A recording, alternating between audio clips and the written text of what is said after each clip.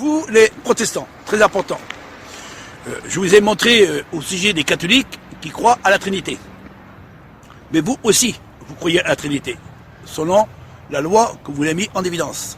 Que vous disiez que Dieu est une personne, un Dieu, et Jésus est un Dieu, une deuxième personne, et le Saint-Esprit, un Dieu, une troisième personne.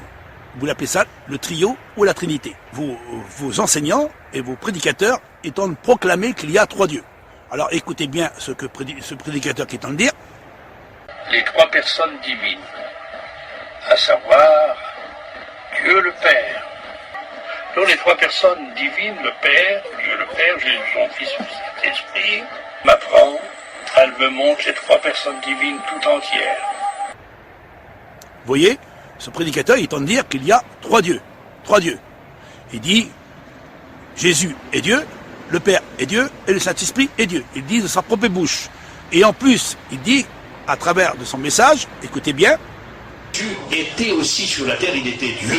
Dieu peut faire ce miracle. Jésus était Dieu. Le jour, nous, non. Les hommes, non. Mais Jésus le savait. En étant Dieu, oui. Il dit que Jésus, il est Dieu et il connaît le jour et l'heure. Ça, c'est faux. C'est anti-biblique. Parce que le Christ a dit ouvertement, personne ne connaît le jour et l'heure, ni les anges, ni moi-même, je ne le connais pas, mais mon Père le sait. Il n'y a que mon Père, il a bien dit, son Père. Alors, Jésus ne peut pas être Dieu, parce que s'il aurait été Dieu, il connaissait les jours et l'heure, même qu'il était sous la terre. Parce que si le Christ, il serait Dieu, il serait omnipotent, omniscient, omniprésent, hors du temps, il connaît tout, il sait tout, et il serait capable d'exprimer des choses pour le passé et même dans le présent. Parce que Dieu, il connaît toutes choses. Mais là, le Christ, qui n'est pas Dieu, parce qu'il n'est pas Dieu, parce qu'il ne connaît ni le jour ni l'heure. Et en plus, il peut rien faire de lui-même. Tous les miracles, tous les prodiges, toutes les guérisons, même pardonner les péchés, c'est pas l'autorité de Dieu qui le fait. Parce qu'il a dit, le Père m'a donné tout pouvoir, et je ne peux rien faire de moi-même.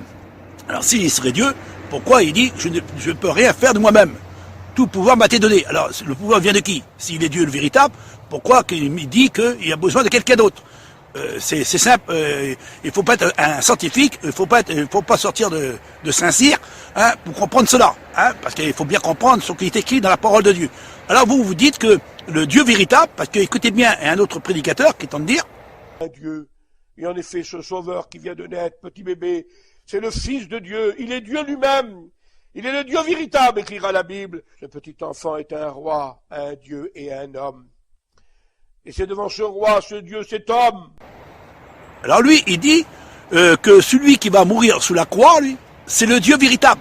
Il dit bien, c'est le Dieu véritable qui va mourir sous la croix. Et pourtant, la Bible dit ouvertement que Dieu a tant aimé le monde qu'il a donné son Fils. Et le Fils, il est venu de la part de son Père. Le Père a envoyé son Fils. Je monte chez ton Père, mais c'est pas toi Dieu. Ah non, je monte chez mon Père. Votre Père. Ah, c'est notre Père. Tu n'es pas notre Père, toi, Jésus. Ah non. Ah, c'est ton Dieu. Oui, c'est mon Dieu. Mais aussi votre Dieu. Jésus n'a pas dit qu'il était Dieu. Il n'a pas dit qu'il était Père. Il a dit, il est le Fils de Dieu. L'envoyé de Dieu. Le messager par excellence. Le Machia. Celui qui vient de la part de celui qui l'a envoyé. Des foules de docteurs qui annoncent un autre évangile qui n'est pas le véritable évangile de Dieu. À l'âge de 12 ans, il dit, je fais les affaires de mon Père. Une voix se fait entendre dans le ciel. Voici mon fils bien-aimé, en lui j'ai mis tout mon amour. Et la voix dit, voici mon fils, en qui j'ai mis toute mon affection. Voici mon fils, écoutez-le. C'est son Père. Le Père, il parle à son fils.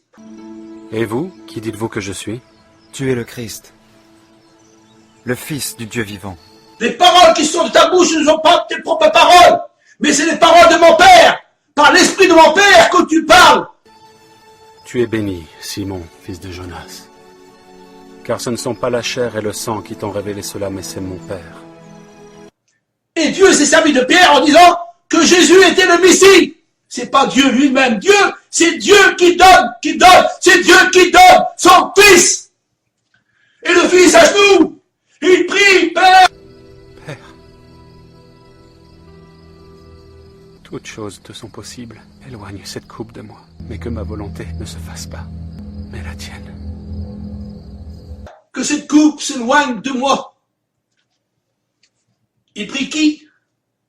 Pourquoi il demande à Dieu d'enlever le septuagint s'il serait Dieu? Père, Père, je remets mon esprit entre tes mains. Es-tu plus fort de celui qui parle? Père,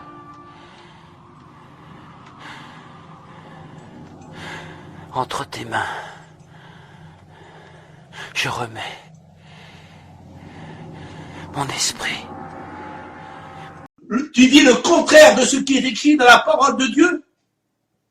Toi, prédicateur enseignant? Et tu dis que Jésus est Dieu? Et tu dis que Jésus est Dieu et c'est Dieu qui est mort sur la croix? Il dit, je monte vers mon Dieu. Il monte vers son Dieu. Vers mon Père. Il monte vers son Père. Comme je monte vers mon Dieu, mais votre Dieu. Je monte vers mon Père, mais votre Père. Or, la vie éternelle, c'est qu'ils te connaissent, toi, le seul vrai Dieu, et celui que tu as envoyé.